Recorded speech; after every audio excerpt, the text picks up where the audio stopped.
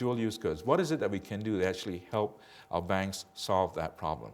What is a dual-use good anyway? First, let's start to think about it a little bit further.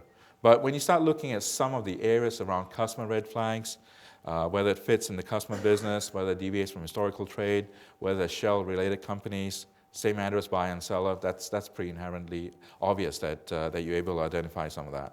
And when you look at the trade documentation in terms of red flags, you've got inconsistencies about what's been shipped, you've got changes in documents across versions, you've got container numbers lacking or sequential or incompatible with the size of shipment. That was interesting. I thought that the idea that when you look at the actual container numbers themselves, if it's a serial set of numbers in your container stems, it becomes a bit of an issue. Certainly you don't necessarily see that in letter of credit, you may, but in the bill of lading and the other shipping documentation and so on, when there's a series of containers and all of them are sequentially numbered, you know you've got a problem. I mean, that's just impossible to have happened there.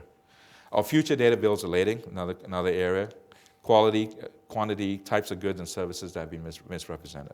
So let me dig down into the idea of dual-use goods for a moment. What the FCA had highlighted in their report was the understanding that you need to be able to identify dual-use goods in transactions wherever possible. Right? You need to ensure that staff are aware of the dual-use goods, as well as any kind of common types of goods which may have a dual-use purpose. And if there is a potential with a high risk, that the appropriate government licensing is required for the transaction, and then making sure that you have a copy of that particular license. Again, this is actually not rocket science. I'm sure all of you banks here, as you work with your customers, are actually doing these processes. The challenge is always being able to identify potentially what that dual-use good itself is. The challenge here is as well, dual-use goods have gained more attention from regulators, right? You've got areas where you look at items that can be typically found in civilian applications, but can be used for weapons of mass destruction. Can be ball bearings, fertilizers. There's a whole series of goods there that are listed. One of the areas that we've identified that's a good document is the EU dual-use goods list. And later on, I'll actually show you what we've done with that dual-use goods document, because it includes a series of sources, as well as the WASNA arrangement, the Australia Group, Nuclear Suppliers Group, and so forth, in terms of the listings of potential goods that are dual-use goods. What struck me was that about a year and a half ago, there were a couple of exporters that were actually shipping potassium fluoride over to Syria. Now you ask yourself, potassium fluoride, what's the big deal about that? Potassium fluoride, sodium fluoride, these are chemicals that are actually used in everyday household items. Potassium fluoride is used in, for example, as a nitrate for fertilizer. Sodium fluoride is potentially also used in our toothpaste as kind of a basic ingredient. However, potassium fluoride is also a precursor chemical towards the production of sarin gas. Now, you recall what happened in Damascus about a little over a year ago? I mean, these are weapons of mass destruction. These are horrible, horrible things. I mean, kids died because of that, right? And there were a couple of exporters in the UK that were looking to export some of those basic chemicals to Syria. Now, that should be a red flag. Come on, really. I don't care if you're looking at the documents, where the online trade was and so forth. It's a risky transaction. And so from the perspective of being able to identify whether these are challenges, that's an issue. The problem is, how do I know whether potassium fluoride is potentially a dual-use good?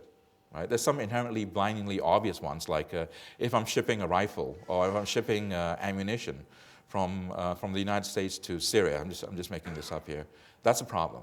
But the issue becomes, if I don't necessarily am aware of that, and if I don't necessarily understand the implications of the dual-use goods, I become an unwilling accomplice. There was a case about a year ago in the United States where there was a company that actually manufactured these remote control devices. These remote control devices were actually used in garage door openers. The problem was that this particular manufacturer had these shipped over to Asia. These remote control devices, they were in turn used to be incorporated into IEDs. These are explosive devices that actually were remote control detonated in many parts of Afghanistan during the various wars that are happening out there. How as an exporter would I know that? But the challenge is that these are some of the standards by which our regulators, the press, and so on and so forth are starting to judge our banks by. The reputation is key. Jeff was absolutely right. It's no longer simply a regulatory risk, a sanction risk. It's also your reputation as an organization. You do not want to be associated with that. Of course, the problem is the intent of that as well. You do not intentionally want to be aware of some of those challenges itself. So you've got reports in the Independent, and you've got various articles out there that talk about some of these types of things. So the reputation starts to become a challenge. As I mentioned earlier, you got the additional challenge of how to classify dual-use goods in a changing environment. I talked to a bank in Singapore, and one of their challenges was, we talked about potassium fluoride issue. It's like, heck, I'm not a chemist, I'm not an engineer. How am I supposed to know these kind of things? It's an issue about, do I incorporate some of the learnings through that? I see some nodding heads as well in the audience saying, yeah, of course. I don't necessarily know and be aware of these kind of issues. So the problem then becomes the issue around how to identify those. I talked about the IEDs. They are actually derived from ammonium nitrate fertilizers. Pakistan is the largest supplier of fertilizers. And Jeff was talking about cocoa being a bit of a challenge. The issue here is this. It's not necessarily the cocoa. It's the equipment used to make chocolate that could potentially be dual-use goods. It's the equipment to make chocolates. In this particular case, the ball bearings that were part of that particular equipment that could potentially, that were in fact used for these explosive devices. So I'm saying here that ball bearings are potentially a dual-use good. Graphite is another example. You can see over here, for example, the automobile industry, right? The US and Iran certainly are working towards being able to lift some of the sanctions, which is great, by the way. But the reality is that, one of the challenges was graphite was considered a dual-use good because you found that it's used in automotive clutches. But graphite is also used as a coating for nuclear regulator reactors. It helps regulate some of the nuclear explosions within the actual reactors themselves, and so graphite is a key component of that. So, Jeff was talking about cocoa being a risky issue. Well, as I said, perhaps not. Cocoa by itself isn't, but the equipment used to make chocolate as a result of cocoa, yes, could potentially be risky. The graphite example was interesting. The graphite itself, there is identified on something called the EU dual-use goods list. What we've done is we've actually taken the EU dual-use list. It's about, I think, about 260-odd pages. There's, thousands of records in there. And we've actually said that if you can codify graphite, it'll actually tell you what type of equipment it is, what materials are, the EU dual-use code, and so on.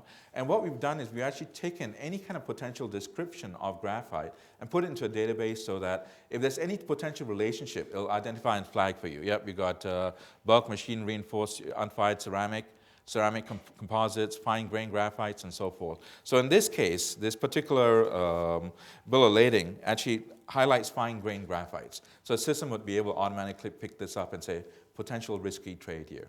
So I think there's also a difference between looking at what's a potential risky trade and the consequence of moving to a risky trade towards actual sanctioned entity itself. Typically, there's smoke, where there's smoke, there's fire. So when you see there's potential risk, there's potentially somebody on a regulated list or some kind of sanction list as well. Wanted to give you an example of graphite of this nuclear reactor Pripyat. I'm sorry, I don't speak Russian, but it's near Chernobyl, which is actually a graphite-moderated nuclear power plant. So it's an issue there. So ultimately, I think the takeaway here is that how do I identify those issues? Where there's smoke, there's fire, and potentially when there's fire, I need to be able to do the dig down further into that. As I mentioned, there's about 260 pages worth of dual-use goods. Potassium fluoride is actually listed in there in the EU dual-use goods. And as I mentioned, it's many industrial uses, but can also be used as a precursor agent to sarin. So it was used in Syria. It was also used in Tokyo some time ago. So there's lots of potential use out there. So another thing that I think you should be taking away from this discussion as well is the list that are available. The EU dual-use goods is publicly available. You can Google that. It'll come down, and you'll get that whole PDF document. Happy to share that with you as well. It's pretty easy to find, and actually gives you a description of all of the different items. What we saw was a challenge was, how the heck do I take my bill of lading and compare that to the actual list itself? We think at Accuity we've solved that problem, so certainly happy to share that information with you. But you can certainly look at EU dual use goods yourself and start to kind of look it up and see what those challenges issues are.